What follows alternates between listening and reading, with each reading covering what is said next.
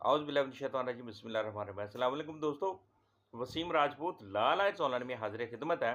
आज का जो टॉपिक है वो है कि जब तक मुश्तरका जायदाद तकसीम नहीं होती, क्या उसमें शरीके मालिक पूरी जायदाद का मालिक ही होगा? कि उस बारे में कानून क्या कहता है कि क्या एक मालिक अपनी प्रॉपर्टी अपना हिस्सा बेच सकता है या नहीं? इस बारे में हम डिस्कशन करेंगे। डिस्कशन करने से पहले रिक्वेस्ट करूंगा कि चैनल को सब्सक्राइब कर लें, बेल आइकन को क्लिक कर लें। जैसे इधर से वीडियो अपलोड हो, आप इस कानूनी रहनुमाई से मुस्तफ़ीद हो सकेंगे।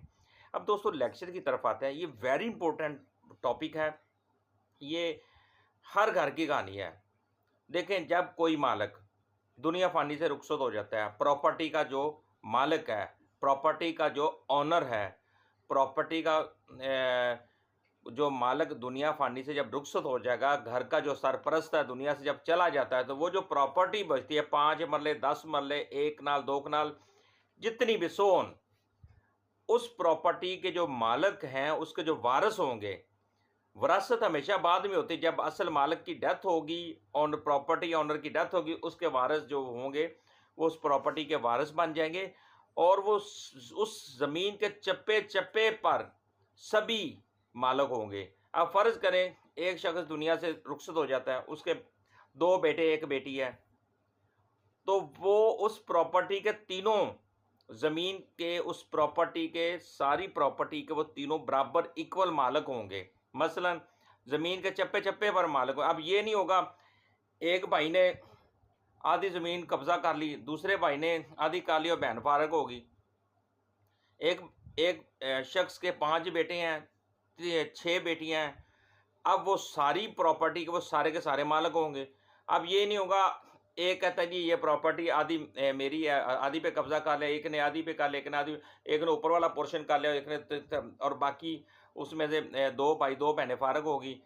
तो ये नहीं होगा जब तक वो प्रॉपर्टी तकसीम नहीं होगी, पार्टीशन नहीं होगी, उस जगह का, उस जायदाद का, उस मकान का, उस ज़मीन का, उस शॉप का सभी के सभी मालिक होंगे।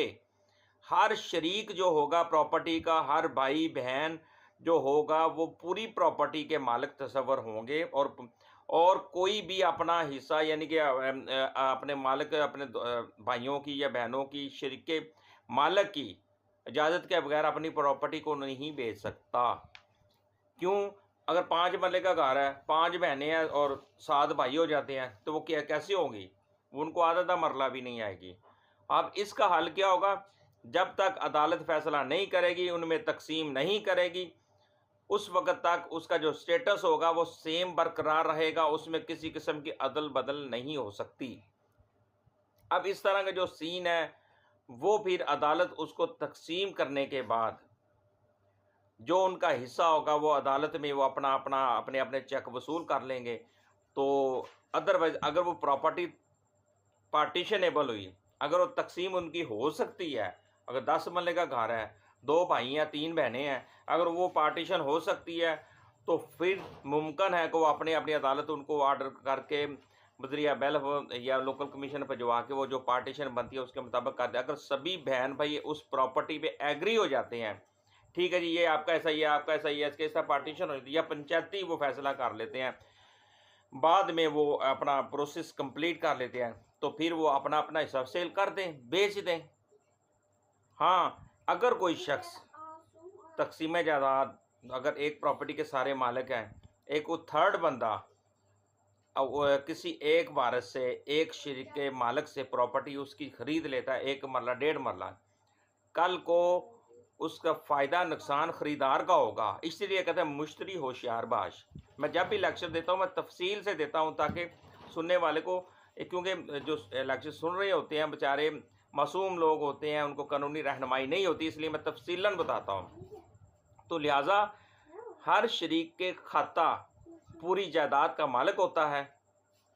हाई कोर्ट ने करार दिया कि जब तक मुश्तरका जायदाद तकसीम नहीं होती, हर शरीक जो हर मालिक होगा, हर वारिस जो होगा, पूरी जायदाद का मालिक तस्वर किया जाएगा और कोई भी अपनी मर्ज़ी से उस प्रॉपर्टी को सेल नहीं कर सकता जब तक उसकी तकसीम ना हो जाए। 2024 CLC 699 पेज है दोस्तों इसका। मुझे अपनी दुआ में याद रखिएगा। जहाँ रहें सलामत रहें। अल्लाह हाफिज़।